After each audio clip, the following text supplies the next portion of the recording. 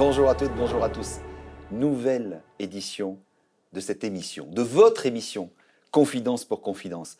Aujourd'hui, on reçoit le soleil, le bonheur, le plaisir, la joie de vivre, la joie et le plaisir d'informer également, en la personne de Christine Kelly, cette très grande journaliste guadeloupéenne qui est rentrée dans les médias en 1992, puis au CSA de 2009 à 2015, qui a été toujours cette femme que l'on aime, de talent, de conviction, d'envie d'avoir envie, qui vous projette toujours sur un avenir pour encore mieux vous le servir. Alors, 2019 a été une année importante aussi pour elle, parce que c'est Face à l'info sur CNews, c'est l'histoire de France. Bonjour Christine Kelly. Bonjour Patrice, ravi d'être là. Ravi d'être avec nous, avec tous les entrepreneurs de France, ici. Une devise que tu connais. Chacun sa route, chacun son chemin, chacun son rêve, chacun son destin. Cette devise te dit, je suis sûr au fond de toi quelque chose.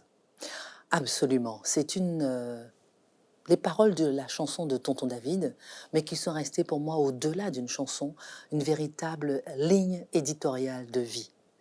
Qui veut dire que celui-ci fasse son chemin, que celui-là fasse le sien, n'oublie pas de faire le tien, en dépit de ce que pensent les autres, envers et contre tous. N'oublie pas d'avoir ta propre identité, ton propre chemin, et même lorsque tout va mal, quand tout va mal, quand tout le monde te critique, quand tout le monde te dit de ne pas y aller, tu as toi, ton propre chemin à faire. Quand on parle d'une île, c'est Jacques Brel qui parlait de mon île. Ton île à toi, c'est la Guadeloupe. Qu'est-ce qu'elle t'a apporté ? Cette île m'a tout apporté, c'est-à-dire que souvent, je me regarde juste en arrière et je vois que je suis née entre deux cocotiers. C'est le symbole, évidemment, mais née à 8000 km de Paris. Née sur cette petite île de 400 000 habitants, et qui m'a appris l'éducation, la politesse, la bienveillance, le respect des aînés, le sens du travail, la valeur patrie, qui là où j'ai appris à me forger, à grandir, à avoir des espoirs, là où j'ai eu des désespoirs, mais là où la phrase de Sénèque a pris tout son sens, tire ton espoir de ton désespoir. On sent au fond de toi une force de te battre. Est-ce que ça vient d'une enfance qui a été pas forcément très facile ? Qu'est-ce qui t'a forgé cette force, ce caractère, cette niaque, j'ai envie de dire ? Oui, cette niaque, effectivement, un jour, ma petite sœur m'a dit « Oh, Christine, j'aurais tellement aimé avoir ta rage. » Et je lui ai dit « Ah bon, pourquoi ?»« Non, mais parce qu'on sent que tu as toujours envie. » Et je lui ai dit « Mais oui, mais effectivement, ça vient de qui je suis, de toute mon enfance, des moments parfois difficiles, dans toute sa vie, on a des moments difficiles. Son enfance, sa vie de femme, sa vie d'adulte.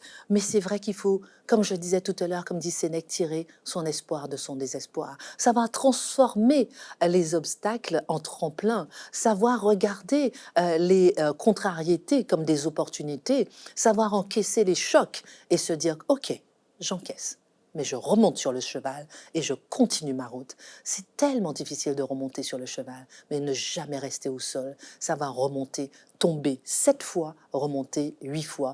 Et je pense qu'effectivement, une vie avec ces moments difficiles et ces moments pénibles permet de vous transformer en véritable guerrière. Guerrière, alors justement, tu n'étais pas forcément guerrière. Oh, peut-être que si, quand tu étais petite. Alors qu'est-ce que tu aurais envie de dire aujourd'hui à la petite Christine d'hier ? Oh, à la petite Christine d'hier, j'aurais tellement aimé lui parler et lui dire « Rassure-toi, ne t'inquiète pas, tu ne sais pas tout ce qui t'attend. N'oublie pas de regarder, de profiter de ton enfance, parce que ce qui t'attend demain est au-delà de ce que tu peux imaginer. Ce qui t'attend demain naît aujourd'hui dans ton cœur de petite fille. Ce qui t'attend demain te transformera plus que tu ne peux l'imaginer. » À 20 ans, la fin de l'adolescence, tu décides de quitter le foyer. Et là, tu deviens hôtesse de l'air. C'est bien ça. Et puis à un moment, il y a un déclic qui se fait dans ta vie. Ce déclic de passer dans le monde des médias. Comment est-il venu ? Alors, lorsque j'ai fait mes études en maths physique, après, bien après mon école de journalisme, mais j'ai essayé plusieurs petits boulots. J'ai aimé le travail. Donc, parmi les petits boulots, hôtesse sur le TGV, hôtesse de l'air. Et hôtesse de l'air, c'était pour moi un objectif. Je me suis dit, oh, ça doit être très sympa de voyager dans le monde, d'avoir cette liberté que je n'avais pas lorsque j'étais dans ma petite île. Et j'ai fait 4 mois et j'étais très déçue de voir que je ne pouvais que parler avec 2, 3 passagers. L'ouverture Mais sur le monde, c'était pas forcément ça en fait, c'était hein. pas ça, exactement. Donc j'étais très déçue. Et après ce premier contrat, j'étais en vacances en Guadeloupe lorsque mes parents m'ont dit, mais tiens, il y a une petite chaîne télé qui en recrute. Va voir si ça t'intéresse pas. Je dis, bah, non. Pourquoi? Ok, ok, pourquoi pas. J'ai envoyé mon CV, j'ai été recrutée dans l'immédiat. Jamais je n'aurais pensé qu'en septembre 92, j'aurais fait de la télévision mon métier. Alors justement, septembre 92, le début dans les médias, ça se passe comment? Alors ça se passe comme ça, par un petit jour effectivement de vacances où l'on se dit que on va tester, on commence à présenter une émission sur l'actualité de la Caraïbe, on se dit qu'on reste que pour les vacances et qu'on va retourner à Paris parce que mon petit amoureux est à Paris à ce moment-là, donc évidemment je ne suis là que pour les vacances. Et finalement, le conseil d'administration se réunit à la fin de mes 2 mois et dit, ah non, non, non, non, non, mademoiselle, vous allez rester avec nous. Je dis, ah bon, pourquoi? Ah non, mais vous voyez pas ce que vous faites à la télé, c'est génial. Je dis non, pas du tout. Ah non, non, non, c'est hors du commun. Alors vous allez faire une autre émission, une autre, on vous garde. Ah oui, mais ah non, non, non, on vous garde. Voilà comment, sur pression d'un conseil d'administration, sans aucun recul sur moi-même, ils ont vu en moi un potentiel que je n'avais jamais imaginé. Un potentiel incroyable, Christine Kelly. Plus de 100 ans de lutte pour la place des femmes dans les médias. Est-ce que tu peux dire aujourd'hui, et tu y contribues très largement, qu'on y est arrivé? Non, je peux pas dire qu'on y est arrivé. Il y a eu beaucoup de progrès. Lorsqu'on regarde aujourd'hui, mon cher Patrice, un journal, les journaux télévisés sur les chaînes d'infos en continu, ou bien même sur les chaînes nationales, bien sûr, les femmes sont très présentes. Elles sont même surreprésentées. Il n'empêche que, est-ce que le regard sur la femme journaliste a changé? Je ne suis pas sûre. Est-ce que le regard sur les qualités professionnelles d'une femme journaliste ont changé? Est-ce que ce regard a pu changer? Je ne suis pas sûre. Qu'est-ce qu'il Donc, faudrait faire justement pour qu'il change ce regard? je pense qu'il faut aller puiser même dans l'éducation qu'on peut donner en tant que mère à son enfant, à son fils, qu'on peut donner en tant que mère à sa fille, en disant que ne laisse personne juger de tes compétences. Et toi non plus ne juge pas des compétences en tant qu'un homme, pour un homme et une femme. Et je pense qu'il faut remonter jusque-là pour que dans une rédaction, lorsqu'on puisse vous regarder, on puisse un jour vous juger capable de faire le même travail qu'un homme, capable d'avoir le même esprit critique sur un sujet qu'un homme, est capable d'avoir la possibilité aussi de gérer une rédaction, d'avoir des postes à responsabilité. Tout part de l'éducation, à mon avis. Tu es une femme de cause, tu te bats pour des causes. Et quand tu étais au CSA, en 2019, je me rappelle très bien, on en avait parlé à cette époque-là, tu dis c'est pas possible qu'il n'y ait pas de sous-titrage des programmes pour les sourds, pour les malentendants, que les journaux télévisés ne soient pas traduits en langue des signes. Comment t'y es arrivé en fait? Alors oui, c'était en 2010 en fait. C'était en 2010. 2010 et c'était une loi de 2005 de Jacques Chirac qui n'avait pas été appliquée. Et lorsque je suis arrivée au CSA, il y avait des lettres comme ça, des tonnes de lettres, toutes les chaînes qui disent on ne veut pas sous-titrer les programmes, on ne veut pas sous-titrer les programmes. Je me suis dit ok, je prends, je regarde les raisons. Je me dis mais c'est pas normal. Je regarde les associations, je vais voir les associations de sourds malentendants. Pourquoi c'est pas sous-titré? Quels programmes sont accessibles? Mais madame, on ne peut pas regarder la télé. On peut pas. Il n'y a aucun programme qui nous est accessible. Je dis pardon, on est en 2010 et les sourds malentendants ne peuvent pas avoir accès. Ils sont 6 millions, ne peuvent pas avoir accès. Je suis allée à Londres, je suis allée aux États-Unis, je suis allée au Canada pour voir comment ils fonctionnent, je suis allée visiter les laboratoires de sous-titrage. Et lorsque j'ai fait tout mon tour d'enquête, je me suis installée et j'ai fait venir chaque chaîne de télévision. Et finalement, je leur ai fait signer cet accord pour pouvoir sous-titrer les programmes. Et ça a été une vraie révolution. Parce qu'en me disant, oui, mais madame, on ne peut pas faire ça, ça coûte trop cher. J'ai dit, non, non, je reviens d'un laboratoire de sous-titrage, voici le tarif aujourd'hui. Ah non, mais madame, on ne peut pas mettre le sous-titrage ici. Non, non, j'ai été à New York, voici où ils mettent le sous-titrage. Et finalement, et ça a été peut-être une de mes petites victoires silencieuses, les chaînes ont écrit au président du CSA pour dire, jamais on aurait pensé trouver une solution. Merci à Madame Kelly. C'est une petite victoire silencieuse. Je l'ai jamais dit comme ça publiquement, mais ça encourage justement à se battre pour aider au bout du bout un enfant sourd, une femme sourde, ou bien un jeune qui n'avait pas accès à la télévision. Si tu avais une chose à retenir de ton expérience formidable du CSA, ça serait quoi? Ça serait la hauteur de vue que j'ai prise d'un coup sur les médias. On est au jour le jour, dans sa rédaction, en train de se dire, tiens, mon émission, ceci, cela. Mais lorsqu'on est dans la macro-média, c'est le secteur le plus légiféré en France. Ce n'est pas normal. C'est le secteur qui manque de recettes publicitaires, 3,5 milliards de gâteaux publicitaires qui est en souffrance, tiraillés à droite, à gauche. C'est un secteur qui manque d'un regard juste de la part du politique. C'est un secteur justement qui mérite d'être revalorisé, nettoyé au niveau législatif, afin qu'il puisse être plus compétitif, qu'on puisse exporter nos programmes et pas que nos dessins animés au niveau international. Donc moi, si je peux dire quelque chose, c'est qu'aujourd'hui, il faudrait qu'il y ait un homme politique qui ait le courage de se dire que je regarde le poids législatif sur l'audiovisuel, je vais l'alléger pour transformer, révolutionner notre audiovisuel français parce qu'il a besoin justement d'avoir un regard juste. Et là, ça serait gagné. Et là, ça serait gagné, absolument. Alors justement, dans ta vie de journaliste, tu as fait plein de rencontres. Je regardais le nombre d'interviews que tu as fait, c'est incalculable. Je ne sais pas combien de personnes tu as reçues. Quelle est la rencontre qui t'a marqué le plus? Éric Zemmour. Dis-nous pourquoi. Éric Zemmour. Éric Zemmour parce que j'ai vu l'homme le plus détesté de France à cette époque assis sur mon plateau et être le plus poli de France, certainement. J'ai vu l'homme le plus incriminé de France à cette époque être un puits de science sur mon plateau. Ça m'a appris l'humilité, ça m'a appris la réflexion, ça m'a appris la remise en question, ça m'a appris à me taire pour mieux écouter. Ça m'a appris d'avoir Éric Zemmour sur mon plateau, d'apprendre à juger l'autre après l'avoir écouté. Ça ne veut pas dire que je suis d'accord ou pas avec ses idées. Je ne parle pas du tout de l'idéologie. Je pense que toutes les leçons qu'on peut tirer de cette expérience, c'est vraiment des leçons d'humilité et apprendre à écouter l'autre avant de juger. Tu es également une femme très engagée pour les femmes, engagée également pour le sport féminin. Est-ce que tu peux nous en dire un petit peu plus? Oui, alors sur le sport féminin, là aussi, c'est lorsque j'étais au Conseil supérieur de l'audiovisuel et il y a un président, le deuxième président qui est arrivé sous mon mandat, il m'a dit « Madame Kelly, vous avez très bien fait pour le temps de parole, maintenant on vous donne le sport en plus. » Rappelle-nous qui c'était. Là, c'était Schramek. Voilà. Et avant, c'était Michel Boyon. Exact. Et il me dit le sport. Je dis oh, le sport, mais j'y connais rien du tout. Alors évidemment, je fais mon enquête, je vais voir toutes les fédérations, etc. Je reçois tout le monde. Alors à chaque fois que vous recevez tout le monde, c'est peut-être 10, 15 des chaînes télé, des fédérations, etc. Et c'est au moins 3 heures d'audition. Et je note tout, et je fais des résumés de tout. Qu'est-ce qui ressort? C'est que le sport féminin n'est pas suffisamment représenté. Et là, je dis, mais c'est pas possible. J'ai dit, vous êtes en train de m'expliquer que vous achetez, par exemple, les droits de foot, et que de foot féminin, et vous ne les diffusez pas? J'ai dit, mais je comprends pas.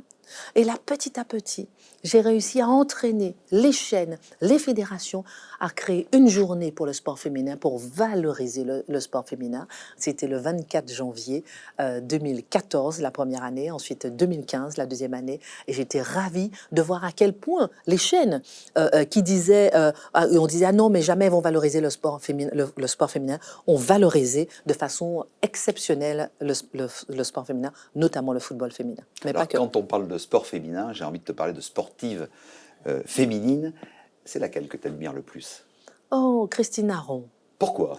Ah ben parce que son record à Budapest n'a jamais été battu.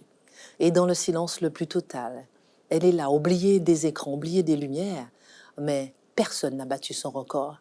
Parce que j'ai appris avec Christine Aron, lorsqu'elle venait dîner à la maison, Christine, je dois y aller là. Mais pourquoi il est seulement 21h? Oui, mais Christine, elle s'appelle Christine aussi, je me réveille tôt. J'ai dit, mais attends, on est en plein hiver, il neige demain. Et elle m'a appris, Christine, qui vente, qui pleuve, qui neige, je dois faire mon footing le matin, je dois faire mon sport le matin, c'est mon travail. Et elle m'a appris justement que la réussite se prépare dans l'ombre. Elle m'a appris qu'on ne voit que les 10 secondes d'un 100 mètres, mais que personne ne voit toutes les années, les mois, les jours, les heures de travail en pleine nuit, qu'il fasse beau, qu'il pleuve ou que ce soit en pleine tempête. Un vrai combat, quoi. Un vrai combat. Alors justement, toi, Christine, tu es aussi une femme de combat. Et à travers la fondation Cas d'urgence, tu as mis beaucoup d'énergie derrière. Est-ce que tu peux nous en parler? C'était le 19 avril 2010. J'étais au Conseil supérieur de l'audiovisuel et je me suis dit qu'il faudrait absolument que je puisse à la fois continuer à avancer sur le plan professionnel, mais m'investir au niveau associatif. J'étais déjà présidente de plusieurs associations. Et là, j'ai cherché, j'ai regardé le sujet qui manquait autour de moi. J'ai interrogé encore une fois mes collègues de travail, mes copines journalistes. Et là, je me suis rendu compte que pratiquement toutes sont passées par la monoparentalité et ont souffert. Et là, j'ai décidé de créer cette fondation pour les familles monoparentales. Petit à petit, je me suis rendu compte que c'était les premières victimes de la pauvreté en France, que personne ne parlait d'elles, que 85% d'entre elles sont des femmes, 85% d'entre elles sont des situations aussi subies et pas choisies. Seulement 15% ont choisi de faire un enfant seul, 85% l'ont subi, parfois par le veuvage, parfois par des divorces et des séparations, et ont jeté un regard critique. 56% d'entre elles n'ont qu'un seul enfant, elles n'ont même pas l'allocation familiale, et on dit ah oui, mais de toute façon, elles ont toutes les aides et on s'en fiche. Moi, ce qui m'a fait mal, Patrice, dans cette histoire... Comment peut-on porter un jugement comme ça sur une femme, d'ailleurs? Justement, et moi, ce qui m'a fait mal, mon cher Patrice, c'est que dans notre société française, démocratique, ouverte, équilibrée, ouverte à tous, le symbole de la pauvreté, c'est une femme avec un enfant. Je trouve ça inadmissible. On ne peut pas accepter dans notre société aujourd'hui que le symbole de la pauvreté soit une femme et un enfant. Et la raison de mon combat est la suivante, justement parce qu'il ne faut pas accepter cette fatalité. Femme extraordinaire, journaliste de talent, également très belle plume. Alors, est-ce que des fois c'est plus dur d'écrire sur soi ou sur les autres? Ah oui, non, c'est plus dur d'écrire sur soi. Alors pourquoi, c'est très justement, compliqué. justement Parce que j'ai une certaine pudeur éducative qui fait que parler de soi, soi-même et parler de la première personne, ça, c'est très compliqué pour moi. Se mettre en avant ou dire j'ai la chance de, j'arrive pas à le dire parce que je trouve qu'on doit mettre en avant les autres et pas soi. Lorsque j'ai même créé justement cette association pour les familles monoparentales, cette fondation, je me suis dit il faut défendre les intérêts des autres et pas les siens. Je n'avais même pas d'enfants. Ouais. Et je trouve que c'est tellement important avant de se mettre en avant, de mettre en avant l'autre. Donc écrire sur soi, c'est compliqué. Qu'est-ce qui te fait vibrer le plus, en fait, aujourd'hui dans ta vie? Aider l'autre, être utile, tendre la main à l'autre. Je trouve que rien n'est plus satisfaisant dans la vie que de se dire qu'un jour, on a croisé le regard d'une femme, d'un homme ou d'un enfant qui vous a dit merci. Nous regardent beaucoup d'entrepreneurs, des femmes, des hommes, des créateurs d'entreprises, des startups, des TPE, des PME, des ETI, celles qui font en fait la croissance du pays. Qu'est-ce que ça veut dire pour toi, le mot entrepreneur? Déjà, c'est un mot qui n'est pas suffisamment employé en France. Je connais les chiffres records, et il y en a de plus en plus. Mais cet esprit d'entreprendre n'est pas malheureusement suffisamment développé, je trouve. Entreprendre, pour moi, c'est entreprendre de créer une association. C'est entreprendre d'aller aider un voisin, une amie. C'est entreprendre d'aller voir son patron et de lui dire « moi, je veux faire autre chose ». C'est entreprendre et de créer, de transformer ses idées en projets concrets. C'est entreprendre et de se dire « je vais oser, j'ai une idée, je vais le faire ». Jusqu'au bout. Passer, et jusqu'au bout. C'est de passer de la théorie à la pratique, c'est de passer de l'idée à l'action. Et passer à l'action, ça c'est capital. Et entreprendre, c'est justement prendre des risques. Et c'est là où justement beaucoup s'arrêtent. Mais oser prendre des risques, c'est oser aller vers la réussite. Une histoire d'amour extraordinaire qui te caractérise. Ton enfant pour toi, toi pour ton enfant. En fait, tu voudrais que ta fille retienne quoi de toi? 3 choses. S'adapter, capacité d'adaptation en permanence, maîtrise des émotions et détermination. Et je dis à ma fille que Bien sûr, quand tu rentres de l'école, tu me donnes ta note. Moi, je te donne la note de mon audience, et toi, tu me donnes la note la note que tu as eue aujourd'hui. Mais au-delà des notes, ce que je veux que ma fille retienne de moi et de la vie, ce sont ces 3 choses. Capacité d'adaptation, détermination et maîtrise des émotions. Pour moi, ce sont 3 clés qui permettent d'entreprendre, qui permettent d'avancer, qui permettent de résister, qui permettent d'aller de l'avant sans jamais flancher. Je garde cette énergie-là, je la reprends, on la met tout de suite Oui, dans les images qui sont là, d'accord. et les yeux dans les yeux, Christine, les yeux dans les yeux. Aux entrepreneurs français, tu as envie de leur dire quoi en ce moment de l'année? En ce moment de l'année, je dirais aux entrepreneurs que oser, c'est déjà avancer. Remonter sur le cheval, c'est capital. Je dirais aux entrepreneurs de ne pas avoir peur de l'échec. Et je dirais aux entrepreneurs que lorsque tout va mal, de tirer, comme le dit Sénèque, son espoir du désespoir. Simplicité, proximité, volonté, optimisme. Christine Kelly, que du bonheur, C'est gentil. une femme de cœur, une femme de très grande valeur. Merci infiniment d'avoir accepté notre invitation. Le mot valeur me fait infiniment plaisir. Merci.